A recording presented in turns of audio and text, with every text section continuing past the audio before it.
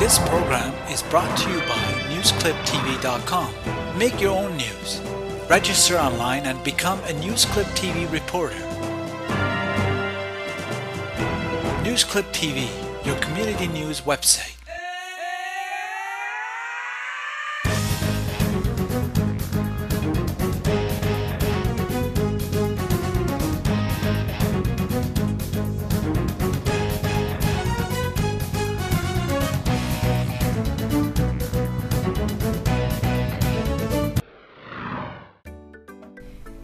Welcome to Persistence Pays TV. I'm your host, Lori Roudnask. On today's show, I have a vibrant 19-year-old woman, Nadia Masoudi. Welcome to the show, Nadia. Hi, thanks for having me. She came up with an idea in 2010 for Animal Freedom Day. And Nadia, as we get started, why don't you just tell us what Animal Freedom Day is? Well, Animal Freedom Day actually stemmed from the film that I'm working on called Don't Eat Me, which is an animal rights documentary. And we felt that an Animal Freedom Day would be a good climax for the film. It just shows people from around the world coming together to free animals and to help with the environmental crisis and to help other people who are undergoing poverty with the hunger famine. So Animal Freedom Day, as I was saying, is a day that can kind of introduce people to a vegan lifestyle, and it's a celebratory day.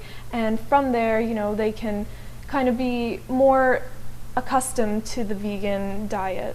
So tell me a little bit more about the film, Don't Eat Me.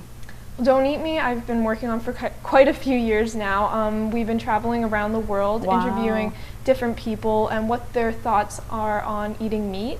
It's actually a documentary film, so along with these interviews and different people speaking on what their thoughts are, there's a story segment to the film, and it shows different animals who we filmed in South America, and these animals are voiced by different celebrities who have come on board, such as Woody Harrelson and Weird Al, and Pamela Anderson is also involved, and many others.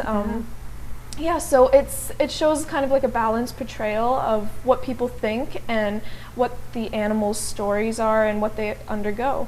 Yeah, okay, great. And where have you traveled to? What countries have you gone to so far for the film? Well, we've been to, as I was saying, South America and Guyana, as well as the Middle East and Kuwait, different parts of Europe and the UK, and definitely North America, all around Canada and United States, at Washington. And speaking of Washington, I was actually invited to the roundtable meeting at Capitol Hill with U.S. Congressman Dennis Kucinich, and we spoke about just ways we can improve the environment, and Animal Freedom Day was one of the solutions to the environmental cause. Well, good for you. So the first Animal Freedom Day, we encourage people from around the world to go animal free for one day. The second year, which just happened in July 2011, it was 2 days that people were encouraged to go animal free, and then this upcoming July in 2012 will be 3 days, and so on. So the goal is that by the year 2375, people will have gone a full year of going completely vegan, and hopefully by that time can continue on with that lifestyle. So we realize that, you know, not everyone's really accustomed to it, but it's a good way to introduce them to a vegan lifestyle. And you know, with a vegan lifestyle, it helps, of course, the animals, the environment, and people's own health. So it's a good way to introduce people to a better life. So when you say vegan, I've heard vegetarian, I've heard vegan. Can you just explain to the listeners what the difference is between the two? The difference between a vegetarian and a vegan is a vegan is someone who uses no animal products whatsoever, which includes dairy and eggs and honey and anything that comes from an animal, whereas a vegetarian might still consume cheese or milk and eggs and stuff like that. Okay, so at what age did you become a vegetarian? I became a vegetarian at the age of 12 and then a vegan at the age of 16, and I'm 19 years old now. Okay, great. I know some of my kids' friends came home and said they wanted to become a vegetarian, and their parents just kind of went, because they think it's such a change. It's a change of conditioning, really, isn't it? Yeah, definitely. I mean, when I first went vegetarian, on my mom's side of the family, they're not very familiar with that whole concept, so they weren't as accepting of it, and especially now that I'm vegan, it's a little bit harder. So I know some people aren't really used to it, and that's why with Animal Freedom Day, it's more of a celebratory day, so you celebrate going meat-free as opposed to looking at it as such a bad thing or such a foreign concept. Right, okay, great. So where did you come up with the idea for Animal Freedom Day? I mean, at 18, most 18-year-olds are out partying with their friends and having a great time, and here you are creating a vision for a global day. Yeah, definitely. It was something I feel like, I also have a film in the works, and which is great. And we also, as I mentioned, wanted to kind of wean people into this lifestyle and introduce them and make it like a traditional day. So eventually people will be used to and accustomed to living vegan, and that's where the whole idea for Animal Freedom Day came into play. And it's kind of like a Live Aid event where we have an online webcast that goes along with Animal Freedom Day, so different people from around the world can participate and showcase their talent. If they're a musician or a poet or some type of artist, they can go on this webcast and have different events around the world in favor of animals and other people in the environment. And it's just like a big celebratory thing. And, And how did you get hooked up with the Jazz Festival? The Jazz Festival was, we actually held it there the first year in 2010. And it's one of the only vegetarian festivals, I believe, in Canada, so they don't serve any meat at all, and we felt that that was a perfect venue to host the webcast at for Animal Freedom Day. And it also fell on the same day that we wanted, which is in the summer in July, which is, a really common time where people have barbecues and stuff like that. Yeah. So we figured that, maybe that weekend you can go meat-free, and it's kind of like a challenge, but at the same time something that you can celebrate. Right, and being a vegetarian or going vegan, I mean, some people find it way out there to even think about that, but it's no different than going on a diet or eating, one thing over another, or really just a mindset on how you're going to eat. Exactly. I mean, I don't think it should be viewed as something negative where you have to be lacking something. It's definitely something that should be embraced, and it's a positive change. I don't think it should be viewed as a negative change at all. And it's just really a way of learning other things to eat in order to incorporate protein into your diet. Exactly. I have friends that are vegetarians and vegans, and I'm always interested in the recipes that they'll bring over if we have a potluck,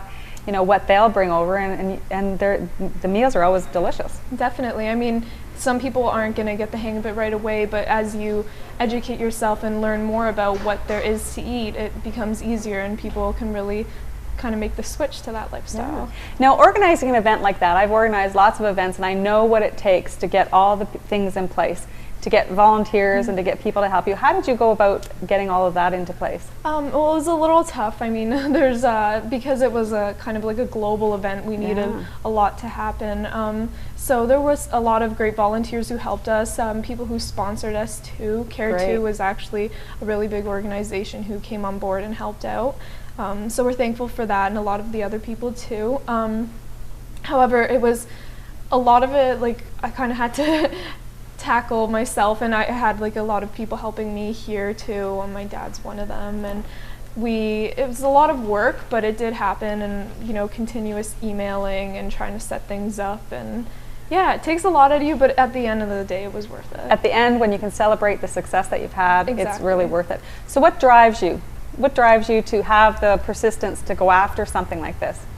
I think a lot of it is when I see animals kind of like in suffering, it really bothers me. I became vegetarian and vegan for the ethical purposes. That's not to say that all the other great things like health and the environmental causes that go with it, but I really think that seeing them in this like hardship really makes me want to make a change for them and pushes me forward even more. So that's probably a really big inspiration, and I really wanted to like help them so they don't have to live like that and kind of be the voice for them.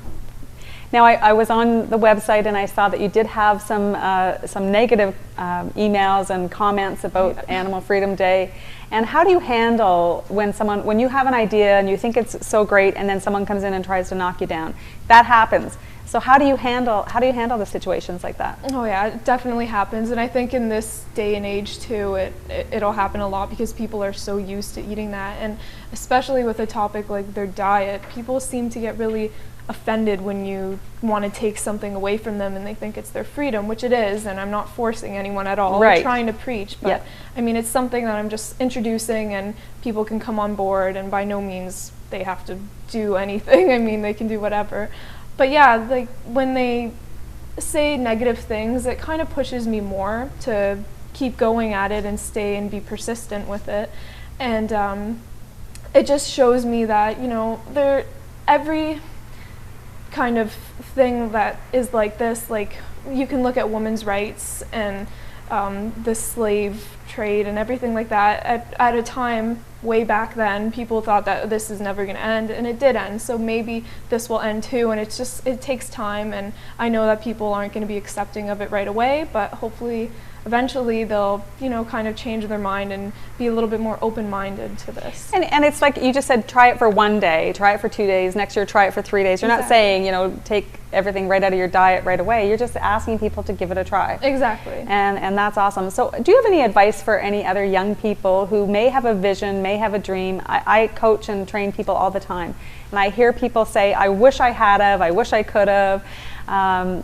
You know, I had an idea, but I didn't follow it through. Do you have any words of wisdom for people who are like that, especially young people who think that they maybe can't start a business until they're older? And I always say there's always a time that you can start something if you have a vision and an idea. Definitely. I think just go for it as soon as possible. Life is really short, so try to make the most of it when you're still young and able to do these things. And I think especially when you start when you're young, you have that many more years ahead of you to practice and get better at what you're doing. So absolutely. Yeah. And I read a quote, and I don't know who the quote was from, but it's like, be the change you want to see in the world.